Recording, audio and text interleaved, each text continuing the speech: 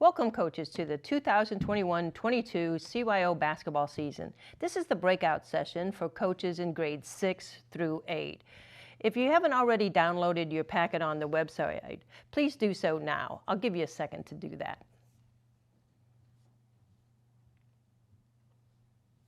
Why don't you just follow along with me through the packet, and we'll go over some points of emphasis. If you turn to page 4 now, you'll see the program planner. This weekend is Dick's Shop Day.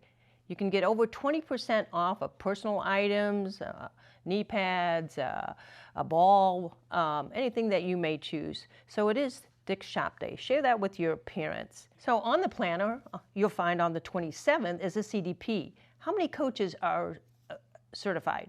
You should have your credentials. You need your credentials before the beginning of the season. And one of the CDPs is at St. Pascal's on the 27th. There's other CDP dates listed on your planner on page 4. The schedules will be available on the 24th, and they're on the website, so feel free to look for those on the 24th, usually late at night, because we'll have over 1,000 teams this year. And then the season's going to start December 4th. So have your teams ready to play for a very exciting upcoming season on December 4th. On page 5, you're going to find some information about miscellaneous things like multiple rosters. You can play in CYO and another non-CYO league. So sometimes your players may ask, oh, I'm in another league. Well, that's okay. That's up to the parents. How about inclement weather? Well, we do live in Northeast Ohio. Snow, rain, maybe even sunshine, like today. Nevertheless, how do you find out if your game's canceled?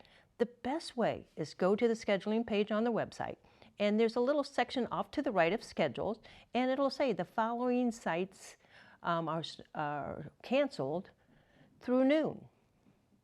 Now, we live in 8 counties. We participate in 8 different counties, so it may snow or games may be canceled on the western part of the diocese, but not the southern part. So again, send your parents and yourself to find out whether or not your specific game is canceled.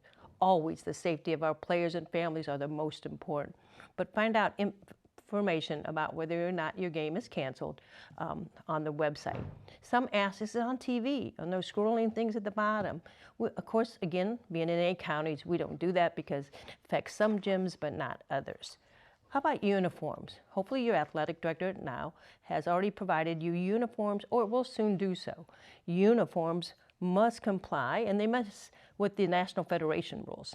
The numbers must be on the front and the back. They must be legal numbers. So numbers like 16, 17, 18, 19, and either 0 or 00. You can't have both, but you can have one, are legal or illegal numbers. So to find out more information, just go to the CYO grade school rules, and you'll find a whole list of numbers that are legal or illegal. Also, uniforms must be matching. I can't wear black shorts and you wear green. All right, so matching shorts and shirts for the uniforms. Undergarments. Some players choose to wear an undershirt, undergarment, sleeves, knee sleeves, tights. Well, all that's legal. You can have white, black, beige, or the color of your uniform. However, if one player wears black as an undershirt, all players must wear black. They cannot wear white, even though white's legal, or beige, or the color of their uniform. They all have to be the same if they wear an undergarment of any kind. Again, find more specific information in the CYO rulebook. Bench personnel. Last year, we could only have 2 because of COVID. And now this year, we're back to 3. So you can have 3 coaches. Young people under the age of 9 are not permitted on the bench. So it's very, very difficult if you have to supervise one of your younger children on game days that they will not be able to sit at the bench. So hopefully you'll have set up some other kind of supervision for them. But you are allowed to have 3 coaches. Now those coaches must be on the roster. You can't just have a coach today and a different coach tomorrow. So they must be on the roster. They must have their credentials. They must be wearing their credentials. What happens if you forget your credentials? It happens. It's in your wife's car, it's in your husband's car, you left it at home. You know, you have to have your credentials. Your credentials let everybody in the gym know that you're certified, that you've passed background checks, you've taken Virtus, everything. All right, so make sure you always have your credentials with you. Brand new rule this year from the Ohio High School Athletic Association, and this is one that we follow as predominantly most of our rules are National Federation or OHSAA. New rule this year. The coaches box has been eliminated for coaches all the way through middle school. Public schools, CYO, the coach must sit throughout the game. Now there's certain times, of course, that coach can stand. You want a timeout. Well, you signal timeout to your players, you can stand. You're not too sure about how many fouls a player may have at the scores table, you can approach the scores table. You know, you want to ask the official something or call, then you can stand for those kind of things. You have to tend to an injured player. Of course, you have to stand, all right? But during regular play, you must be seated. So again, brand new rule. It's from the Ohio High School Athletic Association, and of course, we abide by those rules. Spectator management is also on page 5. You are responsible for your spectators. If there is a problem with one of your spectators, then the site director is going to come to you and ask you to handle it. Hopefully you've had your parents' meetings, and at your parents' meetings you've asked them how to cooperate, how to best help your team succeed, those kind of things. With a little bit of spectator management, I encourage you to follow the 48-hour rule. What's that, Marianne? Well, the 48-hour rule is if a parent is upset at you at the game or practice or something, you cool down, they cool down, and you wait 48 hours.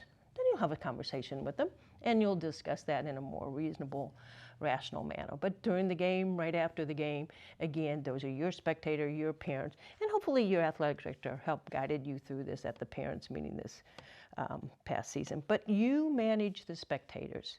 Spectators must be seated. Right? So if the site director is trying to clear away an exit entrance way or trying to, again, even though COVID is not as prevalent as last year, it's still there, and they want to try to get people seated in different areas, then help cooperate them with you and your parents. Page 6, conferencing. 6th, 7th, and 8th grade, how are we going to conference? So many people ask us. This is not just CYO. This is your athletic director. So make sure you're in very close contact with your athletic director. Now we have teams A, B, and C. All right, last year or previous years, we used rankings.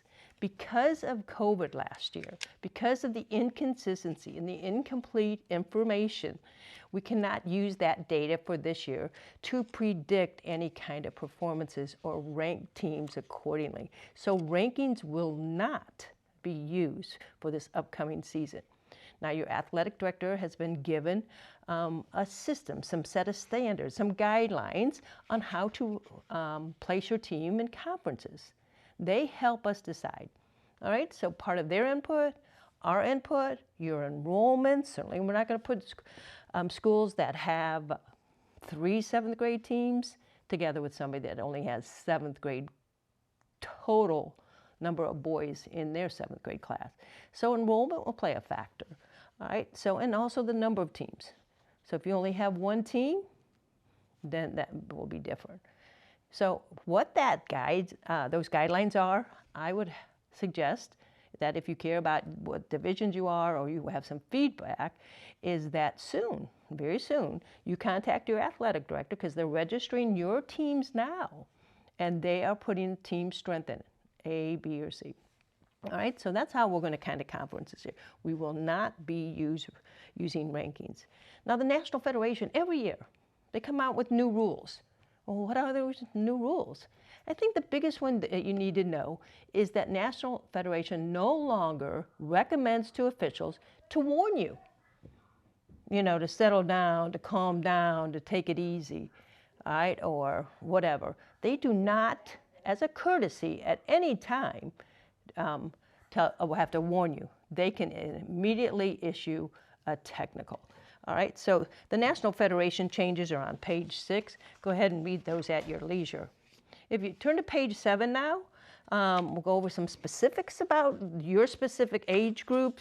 The ball size is 28.5, both 6 through 8. For 6th graders, we're going to play 7-minute quarters. For 7th and 8th, we're going to play in 8-minute quarters. We will have overtimes, 2-minute overtimes, and we'll have overtimes until there is a winner. Go back to 3 full timeouts and 2 30-second timeouts. Last year that varied a little bit because, again, we had to get in and out of the gyms due to COVID. So that's back this year. The clock will stop for timeouts, shooting fouls, injuries, and any other time indicated by the official. So if the ball goes out of play or anything of that sort, the official could stop the clock. The clock does stop the last minute of the first quarter, the second quarter, the third quarter, all overtimes, but the last 2 minutes of the fourth quarter. Excuse me. The clock runs continually when you have a 15-point lead. So if you have a 15-point lead, the clock's going to continue to run. Again, more information is in the rule book, so hopefully by now you've read all the rules. Participation. Participation, if you have 10 or more, you must play 2 segments, 2 full segments. I'm sorry, 2 half segments. So for 6th graders, it's 3.5 minutes, and for 7th and 8th graders, it's 4 minutes, and it's uninterrupted. They must play that entire segment. All right. Now, you can modify the participation rule under one circumstance, and that's if a player picks up 3 quick fouls in his first segment or her first segment. You can substitute for that individual. All right. It does not count for the player that's coming in as part of their segment, but you can get that player out and kind of protect them. In the 6th grade, you must, each player must sit out 1 segment. All right, so a player couldn't play the full game. Not in the 6th grade. 7th and 8th grade, yeah, you can. Let's turn to page 8 now. What do you do if you have a late arriving player? They come late. Well, if they come by half and you want to play them, then they have to follow the full participation rule. They have to play the 2 segments. If they arrive at halftime, they only have to play half of their participation requirement. All right? Now, keep this in mind. And hopefully you have this at your parents. I mean, you instruct the parents that if a player is running late or can't get to the game in time or something, that they contact you. That's only a courtesy to you, so I hope you enforce that with your parents. However, kids don't drive. And if it's a single mom or a parent that can't get the child to the game and you want them there at 2 o'clock or they can't make it, they don't drive. All right? So have an understanding with the parents, if that does happen, that to make sure that, again, we're doing the best you can to make sure that you help all young people. How about guest players? Last year we didn't have it. We did not have guest players last year. This year it's back. What's that mean?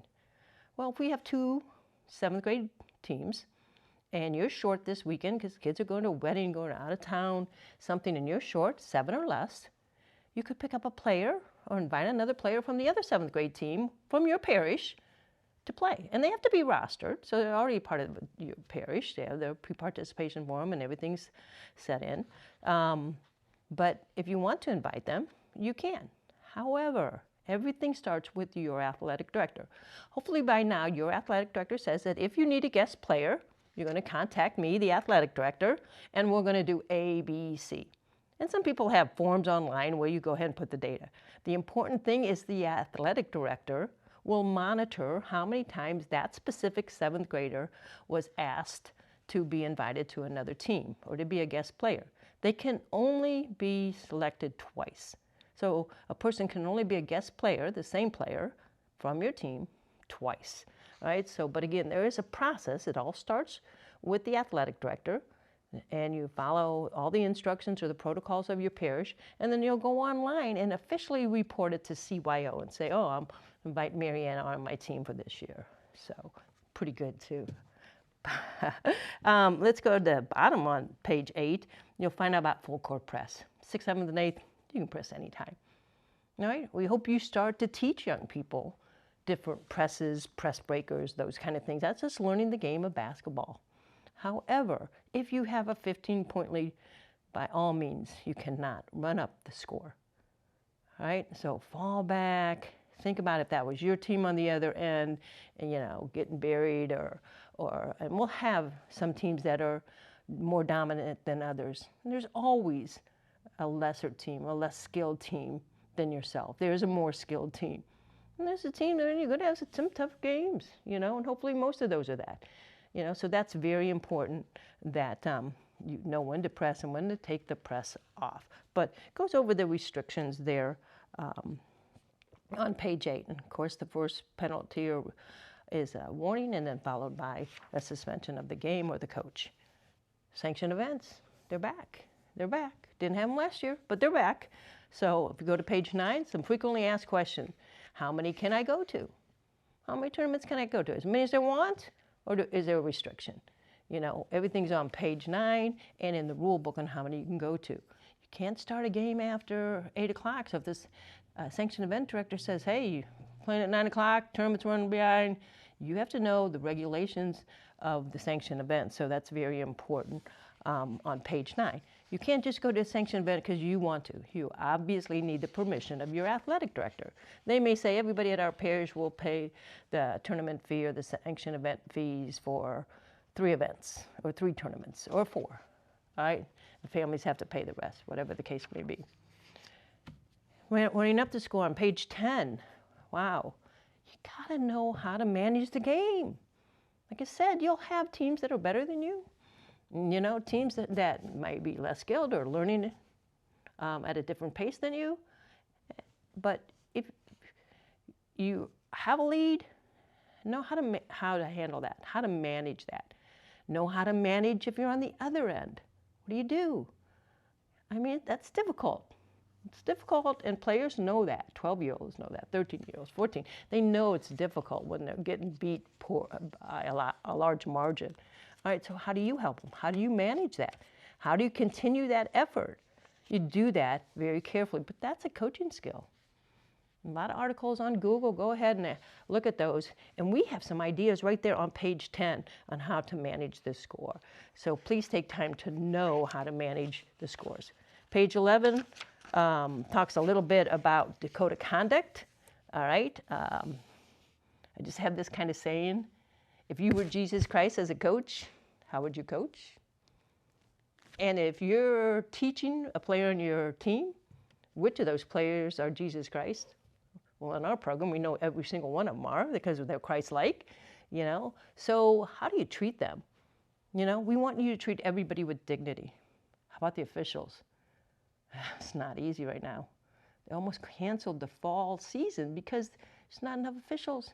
They're tired of coaches not knowing rules and coaches yelling at them because they want a call or they didn't get the call of their choice. How do you do that respectfully?